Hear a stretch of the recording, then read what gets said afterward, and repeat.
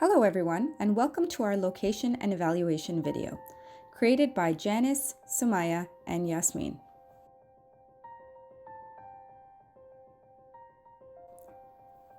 A few weeks ago, we met online. To get our creative juices flowing, we brainstormed potential topics which the three of us felt we could relate to personally. We decided to conduct research around the idea that our Canadian culture has become one where being consumed with busyness is something we wear with a badge of honor.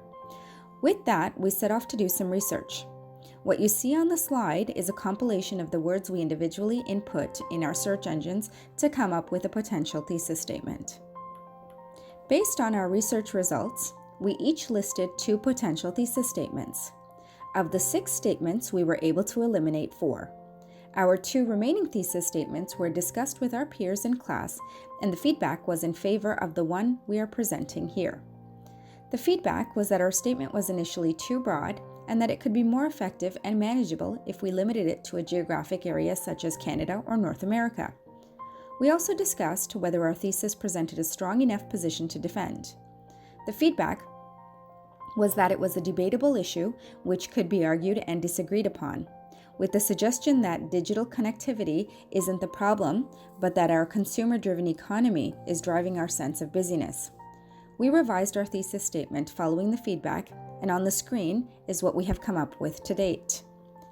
The digitally connected multitasking culture in North America has created an unintended culture of busyness. Some of the challenges we faced were not making our thesis statement too broad nor too specific, and ensuring we had a debatable topic that could be counter-argued. Additionally, we used the 5 W's to help us lay out our statement. Who? Individual users of digital platforms who are experiencing blurred lines between personal and professional aspects of their lives. What? Increased sense of busyness in our fast-paced digital era. Where?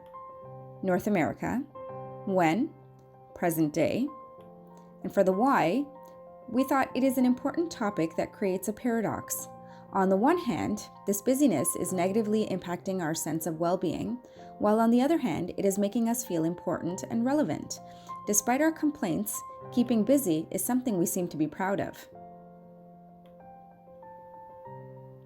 We used the framework for information literacy as appendices as a guide for the development of our research.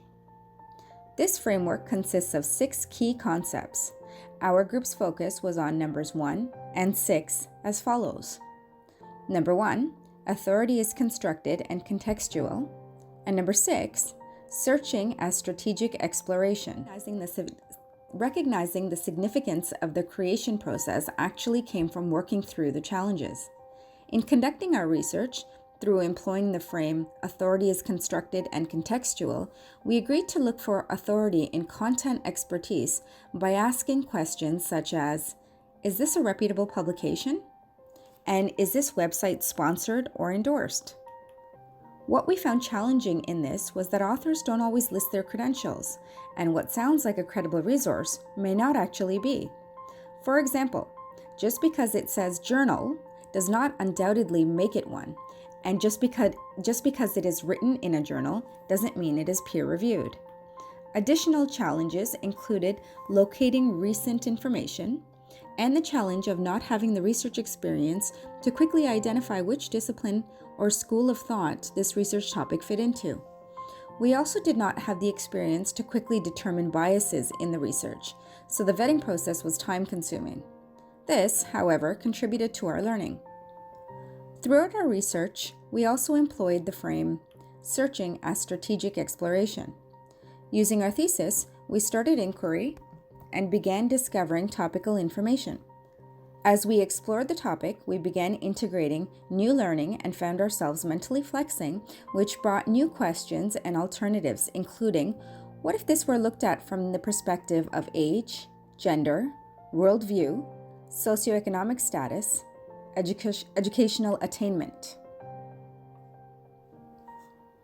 We were challenged in setting limits, but worked together by using WhatsApp as a means to brainstorm and a shared Google Doc to record and to decide on a framework that would provide us with some structure. We were also challenged by a lack of content expertise, as well as a lack of experience in advanced search strategies and how to strategically limit the scope of our research to what we knew. We came up with a list of things we could do different or better. Number 1, test and further refine our thesis statement by adjusting another variable. For example, use age or gender to make it more specific. Number 2, challenge ourselves with a more complex thesis statement. For example, a thesis with more than one claim. Number 3, be more strategic in locating information by better use of the Boolean operators. Number 4, make better use of search limits. For example, use date and range as filters. Number 5, develop a second nature for locating and evaluating resources for both authority and context.